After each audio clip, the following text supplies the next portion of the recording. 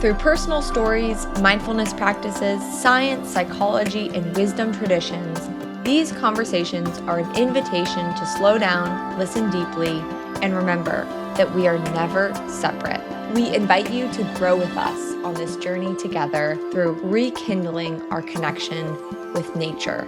Welcome to the Bonded Podcast. Welcome back to the Bonded Podcast. Today we have Chef Ryann on, and we originally met in a garden in Delray Beach where you were sharing Ayurvedic foods and some wisdom about the plants in the garden. And I am all about food as medicine, and especially at the time that we met. So I'm really excited to reconnect and hear what you're up to. I know some of the exciting things. But why don't you introduce yourself? My name is Chef Ryann Morris. I'm an Ayurvedic chef and a nutritional health coach. I'm a wellness educator. I am the founder of Food Brilliance, and I love teaching intentional cooking and connecting to yourself through food. So essentially, through Food Brilliance, I custom create recipes for my clients that have health goals, and I create recipes for them, and I go into their home kitchen and I teach them how to create the recipes so that they take control of their health. I don't cook for them, I cook with them. And that's what Food Brilliance is. But I love the introduction because I truly remember the first time I met you in the garden. And I think there was some kind of garden, not festival, but there was different booths in the garden, and you found my booth, and I was serving food and teas like moringa balls and some kind of tea. And I remember the pictures you took were so beautiful, and you shared that with me. And that's how we really connected. So thank you for that moment. Yeah. Yeah. Yeah. I mean, I could just tell the food was not only delicious, but like so alive, and it just feels so good. And that's unique about being a chef, that really empowers your clients to take control of their health, their kitchen, their own process of cooking.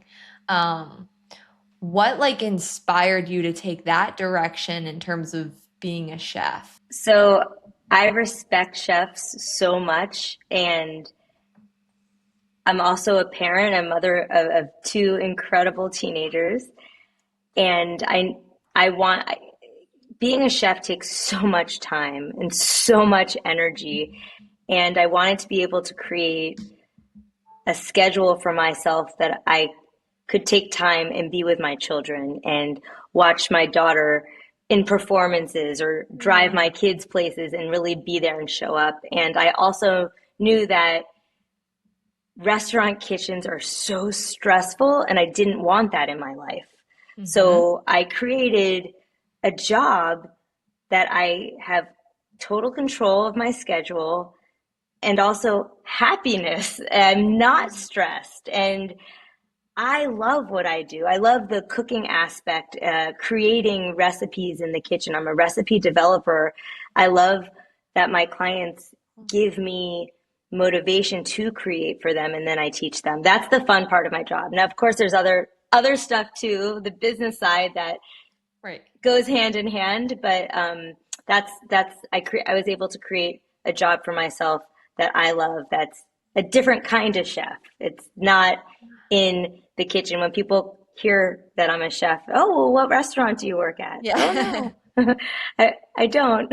It's really beautiful that you share that, how you've created a career that also allows you to be connected to your kids, because that's a huge part of the Bonded Podcast, is how we talk about, those relationships that we had as we're growing up with our caregivers, and how those really impact our relationships and even our emotional regulation skills and everything as an adult. I love listening to you and your mom communicate, because it's on the podcast itself, because she gets to say, hey, I remember when I did this for you growing up. And then you get to share too what you remembered and the impact. And being a team with your mother is so special and beautiful. And the fact that you guys get to create a podcast together as a team, Yeah. it's incredible. Yeah. Yeah, it's been fun. Lots of Lots we're learning and enjoying. So, curious on how you made it to Ayurveda, if that was like something before you were a chef or as you were cooking more. How did you get to Ayurveda? Oof, uh, through a health crisis. I Oh, was in my 30s and I had a foot surgery. I would like to call it a simple foot surgery, but there's no such thing as a simple surgery, right? You're opening up your body and you never know what's going to happen. Um, that surgery left me with MRSA, an infection in my bone. wow. And I'm grateful to have my foot, but I had about 5 months of IV antibiotics, and Wow. that truly killed my gut, Wow. my microbiome, and as an effect of my microbiome, it caused digestive issues, dizziness, fatigue, true depression, Mm. and eventually my nervous system, my vagus nerve, which is the biggest nerve that controls your whole body, went silent. And my body was stopped communicating with itself, and I lived that way for many, many years. Okay. Um, and when I found Ayurveda, it was after many doctors, after different, doctors saying, don't do this, take this supplement, do the elimination diet, Mm. only eat three foods. And I don't ever want to bash my journey. My journey was meant to be exactly how it was. I needed that elimination diet at the time, and I did need the supplements at the time. But when Ayurveda presented itself in my life, my my eyes, my ears, everything changed. The way I was able to see food changed. It really spoke to me, Mm. and I never looked back. It was, you were kind of living with these different symptoms mentally, physically, and searching for ways to get support. Um, so Ayurveda, I know there's so much philosophy beyond just like food. But how was kind of like that process of learning or what really like sparked it for you or Sure. Yeah. So really, it was more of instead of looking at food as calories or what not to eat, it was more like listening to my body, Mhm. connecting, and finding foods that can support me. So Ayurveda to me is a gentle, loving way to live life in harmony. And there's so many ways you can do it outside with food, but with inside food, living in harmony. Well, let me go back. When I had other doctors say, "Don't do this, don't do this," it was more of a fight. Yeah. But when Ayurveda presented itself, it was like, "Oh, harmony. How do I Wow. feel? How can I see food to be supportive and loving and be able to take that in as healing to support me?" It was a Mhm. whole different energy and a whole different approach. And because of that, that's how I see food. That's how I teach my clients how to enjoy food and to be so supportive in your body. We kind of talk about mindfulness on here and how mindful eating versus, if you're distracted and you're rushing, like you're going to digest it differently. And curious what your perspective or your experience is on, yeah, that process of cooking, eating, how those thoughts and feelings are maybe playing into the food beyond just like you said, the macros or like we need protein, but what else is like coming along with our eating? It's everything. It's self-care, first of all, to take a moment and say, how can I care for myself through food? A lot of people think of food as a chore. I have to get this out. I mean, even yesterday, I was working so hard. My husband was in the kitchen, and I said, "These are the ingredients. Go." You know, we had my daughter had a friend over, so there was three children to cook for, plus himself. I had eaten earlier because I was honoring my body. I was hungry, and sometimes I'm using my husband as an example. He just wanted to get the food out on the table and rush the process because that's what it was. It was about eating. But if you take a few steps back and you say, hey, I get to be in the kitchen today. I get to take care of myself. I get to feed the people I love, or my daughter's friend who came to visit. Let me show her what cooking with love and intention can be. And I love to invite my family into the kitchen and all cook together. It's the process of pausing, figuring out what to cook to balance out how you feel. Maybe you're not in the mood for a hamburger. Maybe you're in the mood for a more of a vegetable dish because you want to feel lighter, or whatever it is. And but also being able to enjoy the process, watching the steam rise. Like that's a moment where you can just be and watch, look what I'm creating, or stirring the pot and enjoying the moment. You worked all day and now you get to be in the kitchen and stir a pot of food that you know is going to nourish yourself and nourish somebody else. Like that's therapy right then and there. You know, you don't even need a therapist. You can just stir a pot and feel great, right? And then to set the table with love, knowing that there's going to be great conversation around the table, or even to be able to be with people, sit in silence and just be, to smell the food, to appreciate before you even taste everything that went into the process of creating it. And eating it is just one part of it. But then my family knows this best.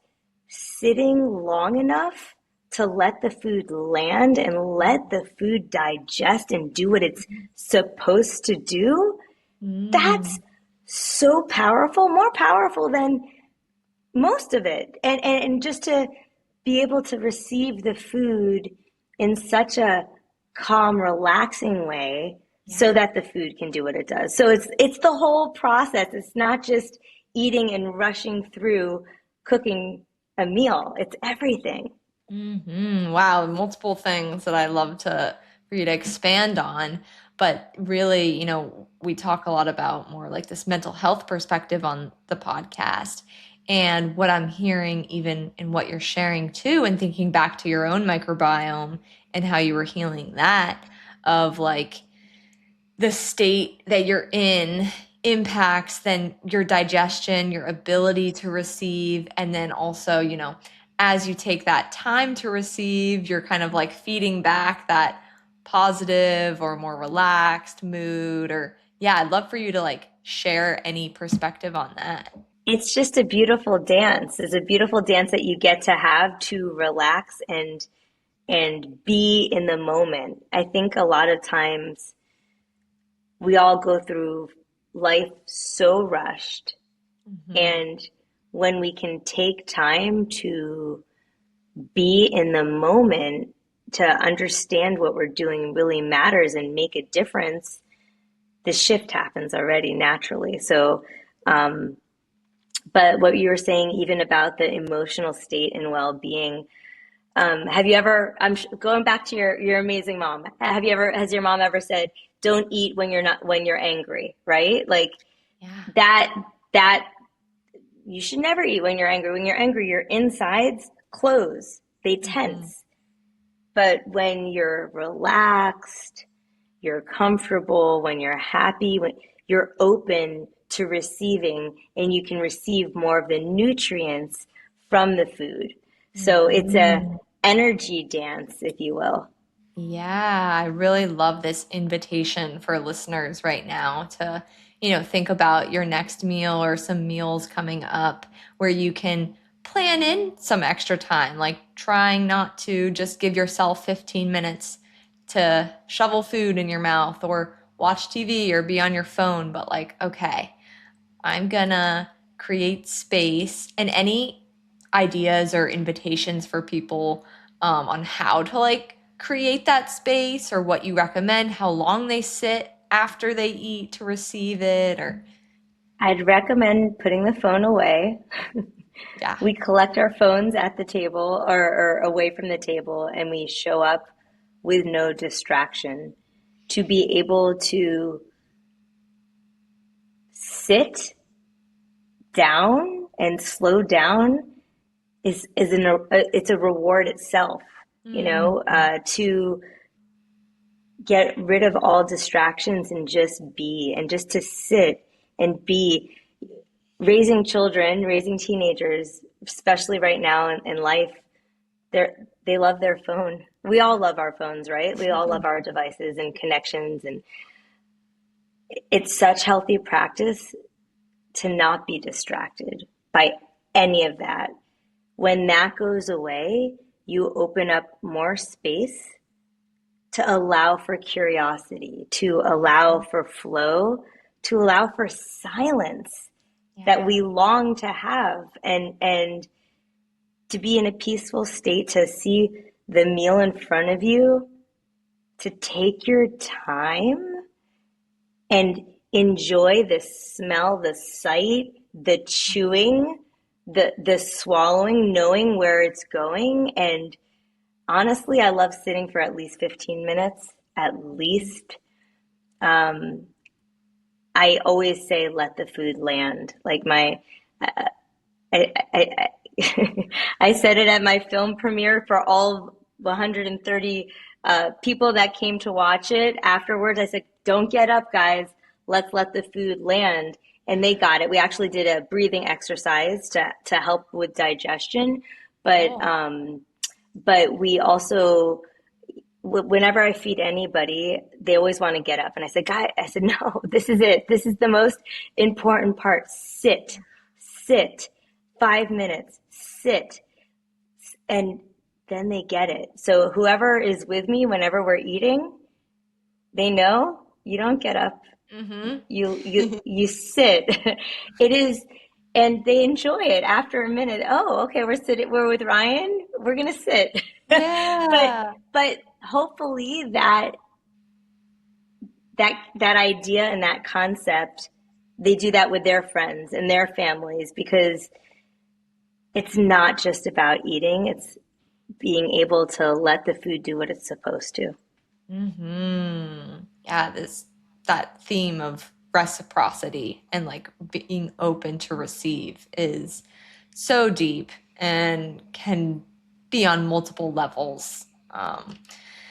Especially if you are a caregiver or you're constantly taking care of others. An extra invitation to recognize how can I, yeah, really let this food land for me. Might be cooking for other kids and family and things. Like, okay, I want to let this food land for me too. And you can model that for your friends, for your family, for your kids. Yay. And that is definitely I've put more focus. Like I love cooking. I love eating mindfully. Like when um and that silence too. Like when you're with my family, it's funny. My mom, me, my sister, we all make noises when we're eating. We're like when something's good, we're just like constantly the first like few minutes, we're like, oh, And I never really realized that until spending time with other people who don't make noises, and they're like, you're making a lot of noise. But it is just so delicious. So this you're really inviting me also today to let the food land more. That's the third step that I'm feeling And called you to. could make noise doing it too, because when your body, when there's vibration or humming, breathing, you're stimulating your Mm. digestion more and allowing Ah, that to happen. Yeah, and cool. um, for the food film premiere that we just had, I invited everybody to whistle. I invited my dear friend who is a professional whistler. Wow. For he was in the book of Guinness Book of Records for whistling over 24 hours. People loved that, but he whistled a song that everybody knew, and the whole crowd was whistling. But I tied that back into digestion. So I love how you were sharing your story that your whole family loves to enjoy food and makes noises of Mhm. enjoyment. Well, you could do that too with digestion. Cool. Okay. Or I will. whistle. Yeah. I need to take some whistling lessons. I can't quite do that, but I'd love for you to share more about the film with Mm. listeners and any updates So around it. sure. So the team and I have been working hard. I came went to a producer, two producers, and then I gave them my book proposal, which hasn't happened yet. I have a book hopefully coming out at some point soon. And I gave them my book proposal and I said, here, what can we do with this? I'm having a hard time finding a literary agent right now. And they came back and said, let's make this a film. I said, great. So they started interviewing me, and that was fun. Oh. And they found me an incredible director, Mm. and a great team. And within a few months, we shot Food is Everything in my kitchen and at our community garden where I met you. Yeah. And it's a beautiful short documentary about, really, it touches all each chapter of my book, cooking with intention, what that looks like, what that means, cooking with spices, which is a big part of Ayurveda. How do you Uh-huh. cook with spices, and what do spices do for your body? I have a Mm. big aspect about growing food, and enjoying nature and how nature teaches us to calm down, to take our time, to really listen and be in the moment. And the last chapter of my book, which is the last part of the film, is about how food gathers incredible people. So people that don't know that this book is coming out, they see this film, they think, hopefully they think it's great and inspiring. It really is a beautiful film, and it really does inspire many. I've gotten incredible feedback. But what people don't know, it's it's my book that will come out in a couple of years, that will just be filled with recipes Mm. of examples of how to cook with intention, how to cook with spices. It Okay. highlights 10 powerful plants and trees that I grow Ooh. in Florida, and recipes with that. And then the last chapter is about people. It has nothing to do with recipes. It's about how people really, how food gathers incredible people. And um, I'm excited for the book whenever that happens, but I'm really Yeah. also excited for this film. It right now, it's I've entered it all around the world to film festivals, but once that film festival season comes to an end, it'll permanently live on my YouTube page. Okay, amazing. Yeah, I'm sad I wasn't able to be there at the premiere, but Patty was there and she loved it, said it was incredible, great event. And yeah, we'll definitely share that with listeners too when it's out. Thank you. Thank you. Um, yeah, so two things that really, I want to move the conversation into that you pointed towards both growing the food and the connection of nature and Ayurveda and nature, and then food really bringing people together. You've kind of pointed some things out around like how you've raised your family and like the no phones.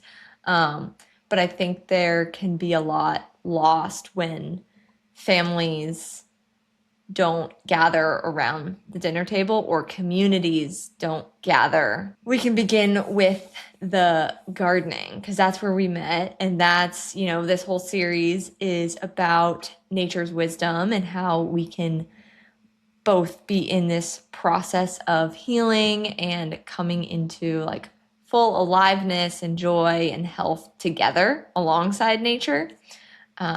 So any wisdom that you want to share from the garden, and if you started gardening or learning more about plants after learning about Ayurveda or before? Well, I grew up in Miami, and Uh-huh. we were always outside. We always composted.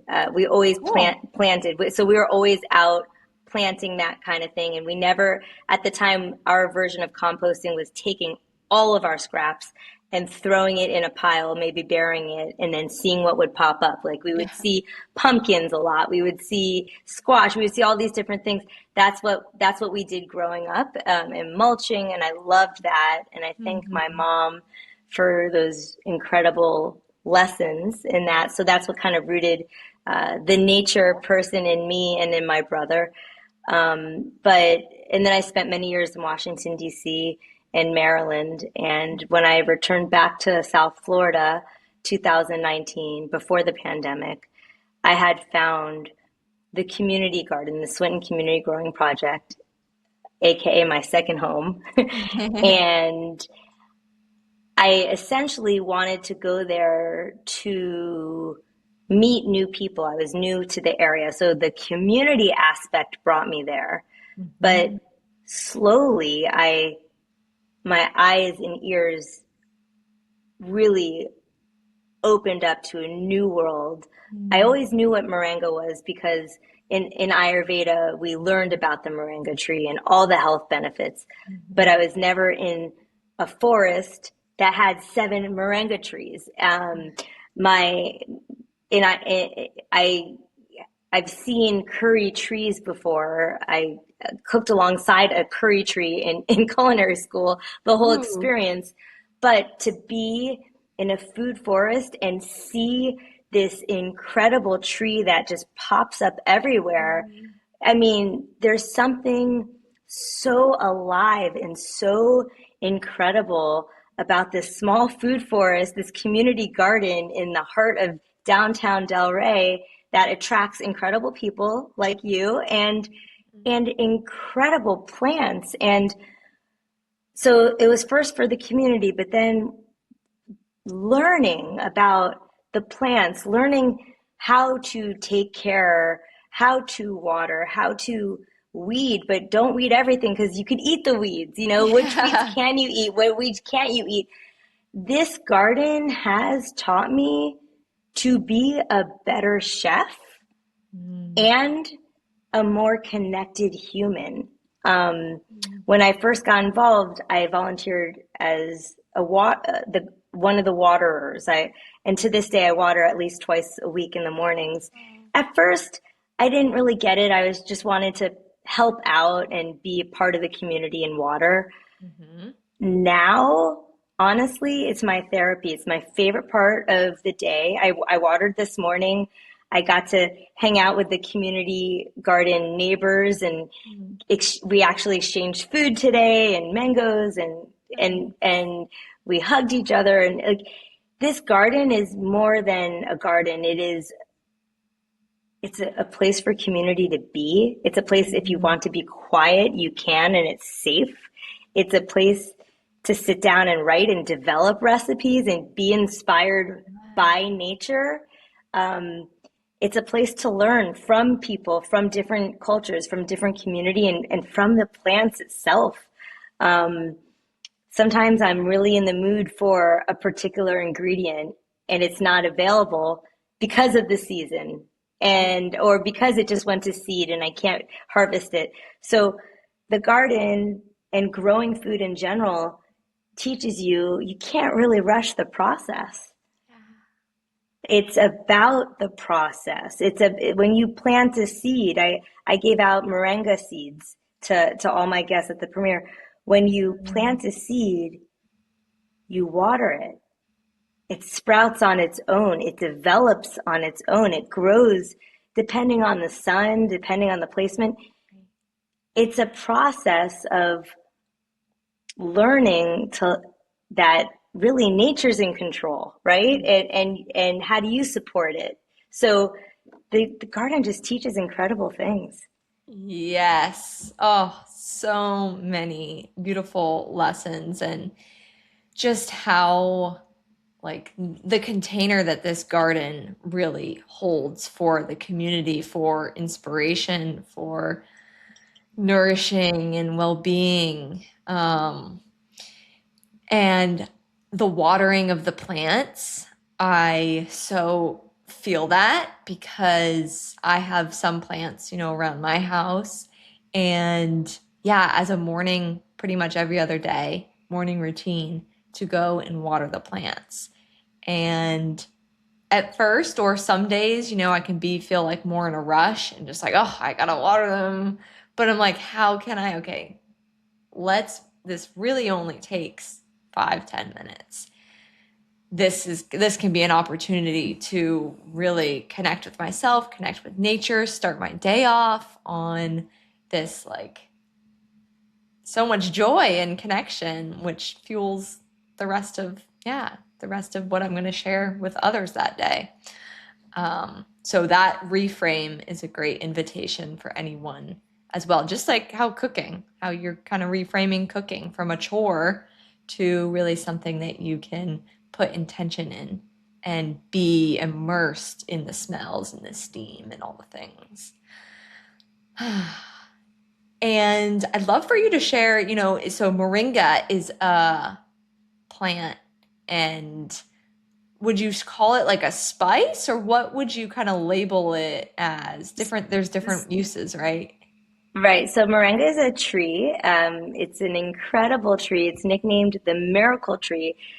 There's a whole slew of benefits if any one of your listeners has time to just go on YouTube, you could spend 2 days watching videos and watching benefits. I mean, it's incredible, right? It's great it boosts your mood. It has omega 3s. It gives you protein. It gives you energy. It is good for breathing, your heart health. I mean, your eyesight. You, it, it's the flower is an aphrodisiac. I mean, anything you can think of, you can relate to the power of this tree.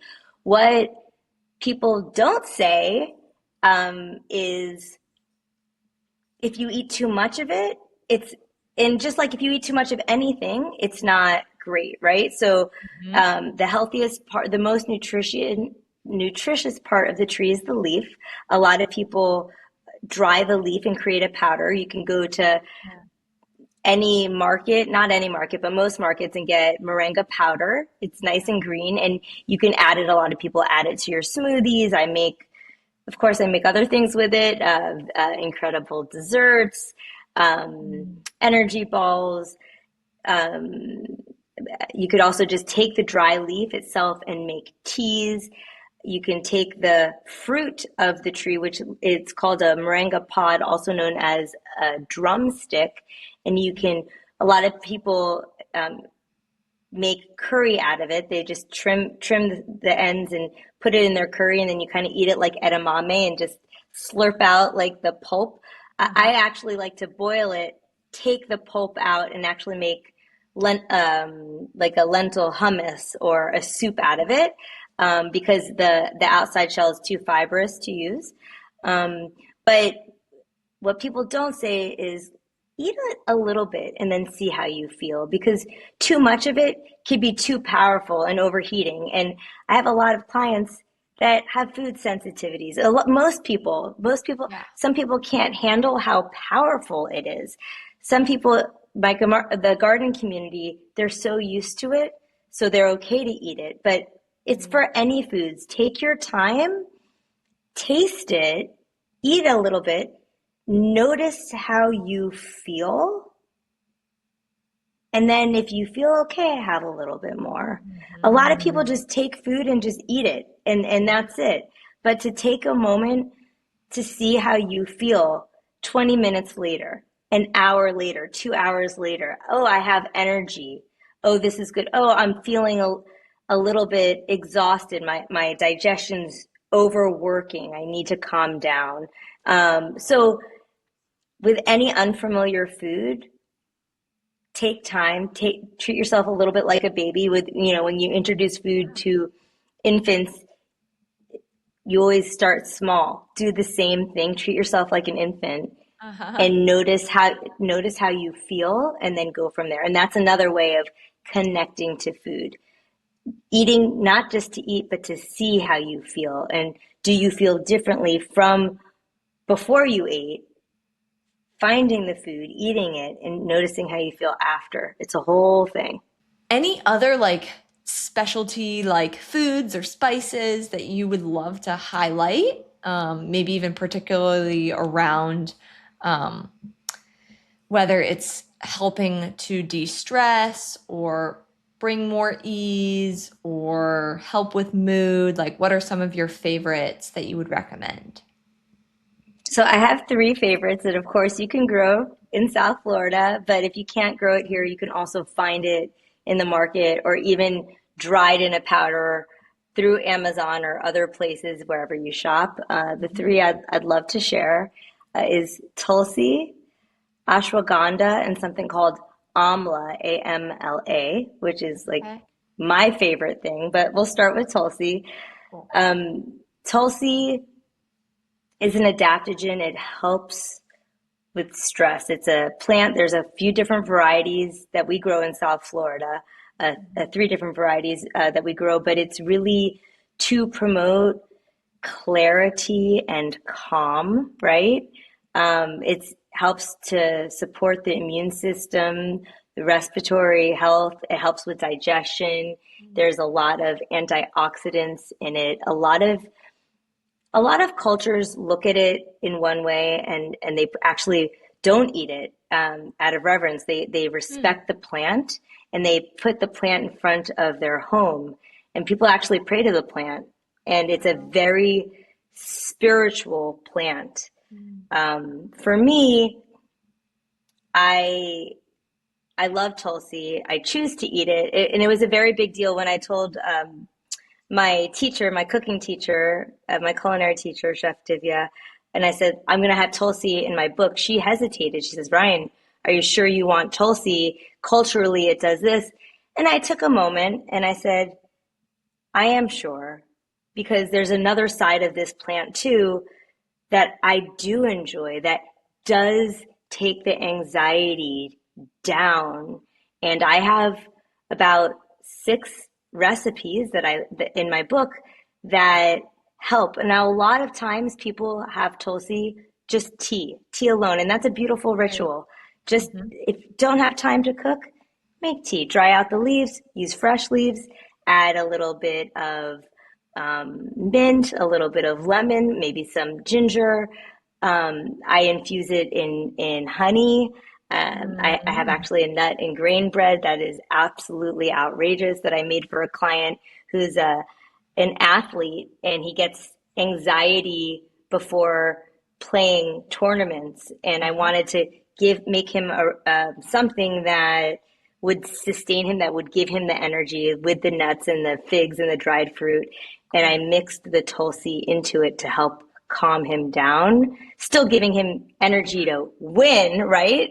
Right. um, but he's a squash athlete. But Cool. anyway, so there's so many things you could do with Tulsi, but to be able to use it as an adaptogen to calm yourself is incredible. And then the other plant I wanted to talk about is ashwagandha. And I Mhm. don't know if you do follow me on Instagram, but I don't know if you just saw the recent ashwagandha post. It was definitely one of the popular reels. I'd encourage you to watch it. So Yeah, okay. you grow the plant, right? And you don't eat the leaves or the berries, you eat the Mhm. root. So I've always bought ashwagandha powder and ashwagandha dried root, but I've never grown it myself. And hey, I live in Florida. I'm taking advantage of the fact that I can, right? So I had my social media manager. She was filming me. I said, let's see what happens. I don't know. We slowly pulled it out and it was a root. It was a Yeah. crazy root. And to be able to take time to wash and care for the plant. That's the connection. That's the intention, Mhm. right? And to be able to cut it and to be able to take it and dehydrate it. And now I cook with it. I turned it into powder. I actually make a delicious, um, I stuff a date with ashwagandha and vanilla powder with chopped almonds. Oh my God, with a little bit Wow. of ghee in there. It's like it is Wow. outrageous, but there's so many things that you there's so many things that you can eat and enjoy. But let's talk about the benefits of ashwagandha. It helps the body adapt to stress. It supports your nervous system, your health, your nerves. It supports energy. It gives you stamina. It improves sleep quality. Um, it supports your focus and your resilience. It's not a boost of caffeine, it just gives you that sustained energy and that power. And when you plant this and then uproot it and then the whole process is just like, Yeah. wow. But start with getting it, get it from any store and learn how to incorporate it. Just make a tea with it. Like that's usually the go-to. But the last thing I really wanted to share is amla. Are you familiar with that? I don't think so. Amla, I'm not familiar with that word. We'll see as you describe the plant.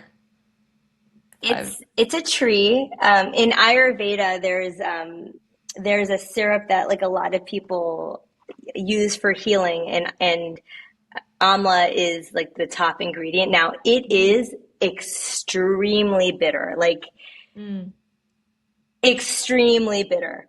Um, but so you have to learn how to work with the ingredient to be able to enjoy it. And I love bitter, okay. but there's no way in my life that I can just take a bite of this fruit. Okay. However, learning about food, how food works, how to combine it with other ingredients that make everything digestible, palatable, enjoyable, Hmm. supportive. That's what I do. That's what I've done with amla. Amla is, even though it's bitter, it's very cooling in your body. It's extremely rich in vitamin C. It gives you that skin glow. It supports digestion, supports immunity, extremely rich in antioxidants, and it supports healthy aging. And it, again, more like boosting your energy, it boosts your metabolism, it just gets you going. I'm going back to tea because tea is something that everyone can make, right? Right. So Accessible. probably I can't say probably, my favorite recipe in my upcoming book is a simple amla apple tea that changes somebody's health.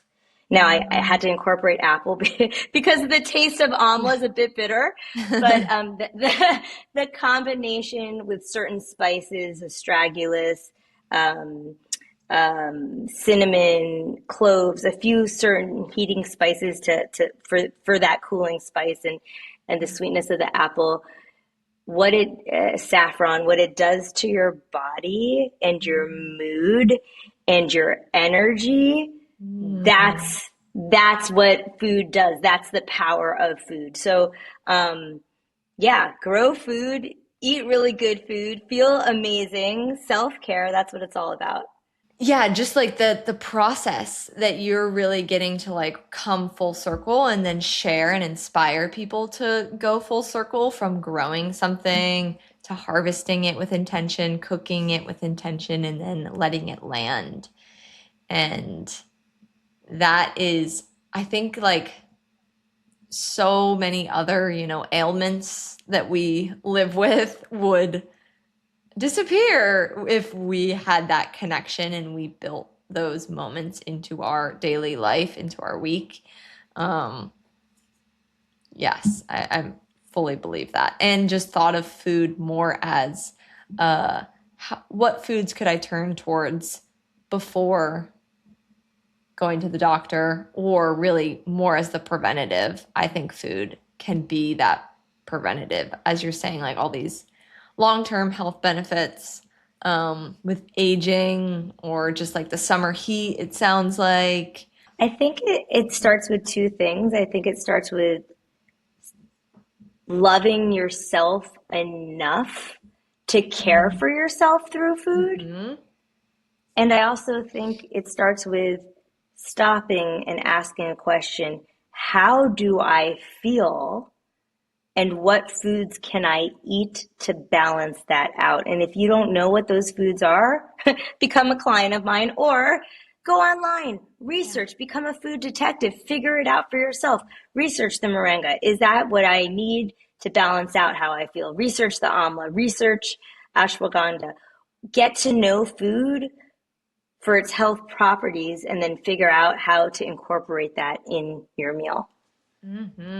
Yeah, that's what Ayurveda really, how I've come to learn about it is the idea of balancing. So when you're too more of like a hot type, so what are some cooling things or what are some things to, stay away from certain times of the month when it's hotter out in general and you're already a hot person. So yeah, that invitation to like, okay, notice where you feel more out of balance or those extremes and what foods can then support and like balance, meet you, come back into more of like a centered place. Yeah, you got it. Yeah, cool. So, coming back to community, because that is really a big part of what the Bonded podcast is about as well, is how we heal in relationships. And especially this season, too, we heal in relationship with nature.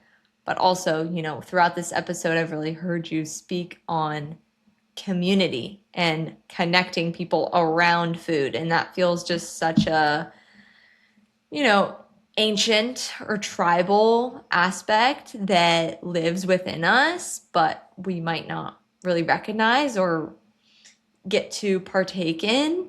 Um, but yeah, curious as a chef or like throughout your career, has that been something that you've thought of, like as someone who cooks? And I don't know how your chef career has evolved and shifted and whatnot, but creating people or wanting people to come together around food. Mm. That's such a great question because food gathers people, right? And it's funny when people hear that I'm a chef, they're always intimidated to cook for me, right? Or to have me around food. And the people that cook for me that are okay with it, I'm like, I just give them a hug and I'm like, thank you so much for taking the time to cook, right? Like how incredible, what a beautiful gift. I appreciate that. Um, but to take it a step further and well, I have so many things to answer, ways I want to answer. When people come to my home, I try to have them cook with me, even if it's a simple flatbread, so people feel a part of the dinner process. They helped out. We rolled the dough together. To be able to feel a part of something bigger and work together makes people feel appreciated. And it's also nice to share moments in the kitchen with somebody. But I also love to encourage potlucks and like to have a potluck, to have people come up with whatever they feel comfortable bringing to the table. And it's not just getting together and the food. How else can you connect with the dish they brought? Every dish tells a story. To be able to hear somebody's story, why did you bring this? Where did you get this recipe? Tell me the story behind the dish. I'll bet you'll learn something that you didn't even know about your guest or the person. To be able to talk about food on other aspects and different levels, food as memory. Oh my God, it's like my favorite thing to talk about, or how you grew up. The last potluck I was at, someone brought a cassava dessert. It was very sticky, it was sugary, but not too sugary. It was actually perfectly balanced. And it was delicious. I've never had anything like this. And I got to ask the person how you made it, what what's the story behind it? And she went into 20 minutes of talking about the Philippines, where she came from, the mountainside, the markets, the people, the culture, the community. And holy cow, what a beautiful way to connect with people about food. Have a potluck. Get to know people, their culture, their backgrounds, or maybe they just picked up something along the way. We'd have a potluck at the community garden, and one of the members would always bring empanadas that he'd buy. Let me tell you something. These were the best empanadas I've ever had. And every time we have a potluck, I miss those empanadas because he moved away. So it doesn't, the food tells stories. Food brings people together. And to be able to sit down at a table and share food and share stories and share laughter and memories, it's all part of it. It's all part of the experience, and it's all so beautiful. It really is. Well, thank you for bringing together more people, around the dinner table, around in the kitchen, in the garden. You know, I really look forward to seeing the film and your book one day and continuing to like spread this. But I love these invitations that you've given throughout of like, okay, host a potluck or, get with a friend and like see, hey, can we get a potluck together and ask people what inspired them or why did they bring this? Bringing more intention to, thinking about how food feels and like letting it land in the body after you eat a meal. In terms of cooking, being more present in that process and like I like the steam because sometimes I'll not want the steam, but I'm like, okay, let's like, yeah, embrace the steam a Yeah, little get bit. that facial. Every time something seems, I'm like, Yeah. let me get a free facial. Yeah. Yeah. So I feel like there is so many seeds of great invitations where people can really grow this connection with nature, with their body, with community. So thank you so much for sharing all this. And, is there anything else that really feels part of your work or what you're doing right now that you want to speak about or bring up? Um, Thanks for asking. Maybe just one little thing. Yeah. I understand that food can be intimidating, right? Like there's so many recipes out there, there's so many things, there's so much, there's not enough time. I get that. To me, cooking comes easy, but there's so many things that doesn't come easy to me, like technology and all this other stuff. But if you could just take a moment and breathe and just start with one ingredient, just one ingredient, get to know what it does, the health benefits, and learn how to use it, that's a good place to start. That's the connection that can start. Then maybe it'll be two ingredients and three and four, and you'll start to see food differently to be able to cook with it, understand the health properties, take it in and see how you feel after. Just start right there. It is simple. Nothing has to be elaborate. Nothing, you don't have to go out and get an omelet tree. You could, Yeah. you can start with a cucumber. You can start something small. Everything matters. Everything matters. Well, thank you so much for sharing. Thank you, Lizzie. It was such a pleasure to talk to you and connect with you over food and growing. Again, I love that's what brings us together. It's beautiful. Thank you for tuning in to this week's episode. If it spoke to you, it'll probably speak to someone you love too. Share it with a friend and leave us a 5-star review to help spread the message it's never too late to heal.